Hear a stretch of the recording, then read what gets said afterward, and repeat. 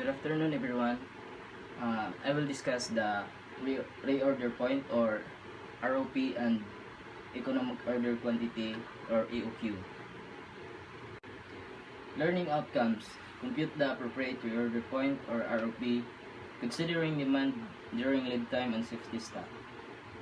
Analyze inventory management problems and select suitable EOQ and ROP models to enhance supply chains efficiency.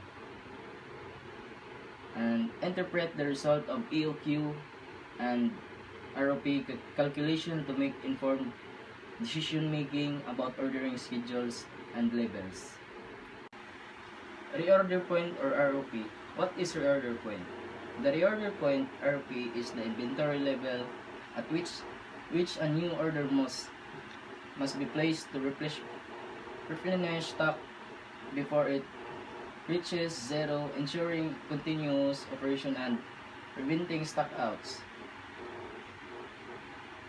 So, here the formula.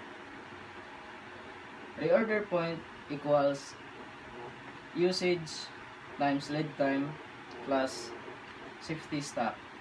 So where usage, how many stock will use, and lead time equals how long it will arrive or delivered. Safety stock equals extra inventory kept to cover unexpected delays or demand or delays. So here the example. If the company's expected delay usage is 100 bottles of fresh milk, it takes 10 to 15 days for his supplier to deliver a new order. When will the company place the order? Example, ROP equals usage times lead time plus safety stock.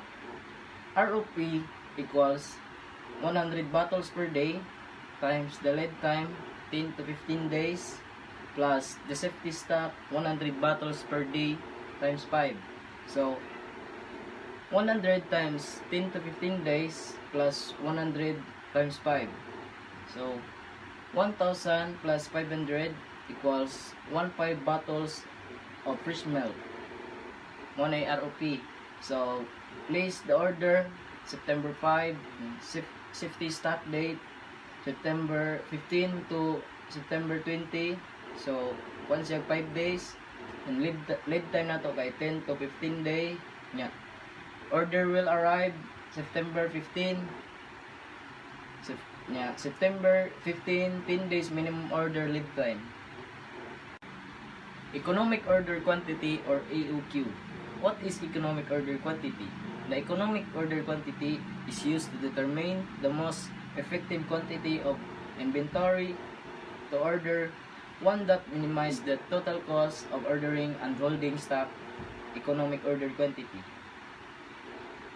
Under EOQ, we can also compute the number of orders per year or NO, and the total order cost per year or TOC, and the AI or average inventory or total carrying cost per year or TCC, and total cost TC. So formula, economic order quantity or EOQ equals square root 2 times O times N divided by C. So for ang O is cost of placing an order, ordering cost, and the N is number of units required annually, and the C is annual carrying cost per unit per inventory. So here the example. Number of bottles of fresh milk required annually 5,000. Cost of placing an order is 10 pesos, and the annual carrying cost per year bottle of inventory is 0.80 pesos. So determine the following. So ang E kay EOQ, and the second B numbers of orders per year, and the C is total ordering cost per year, and the D is average inventory, and E total carrying cost per year, and the F is total cost. For the EOQ, here's the formula. EOQ equals square root 2 times O times N, divide into the C.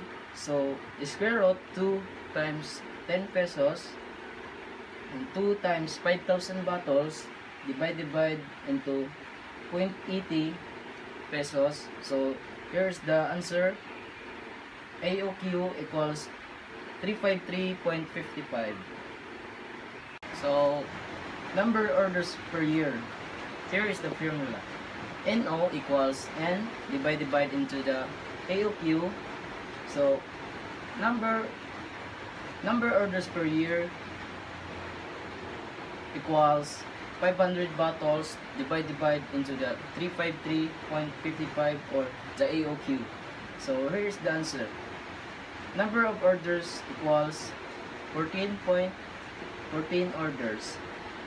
So for the total ordering cost per year or TOC, here's the formula.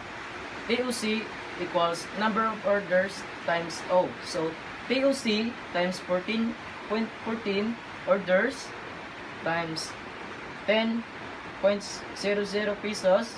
So here's the answer, equals 141.42 pesos. So mauna ang TOC. For the average inventory or AI, here's the formula of AI. AI equals AOQ divide by 2. So AI equals 353.55 divide by 2.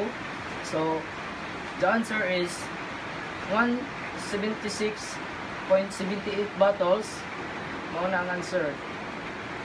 So for the total carrying cost per year or TCC, here's the formula of TCC.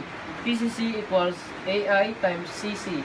So TCC equals 176.78 bottles times 0.80 pesos. So here's the answer. TCC equals 141.42.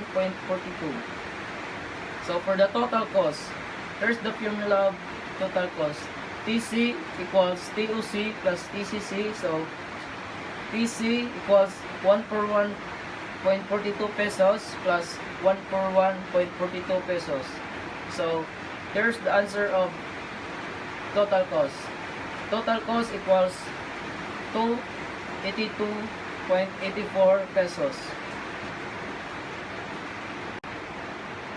Since the number is 14.4, we need to make the order 14 times in a year.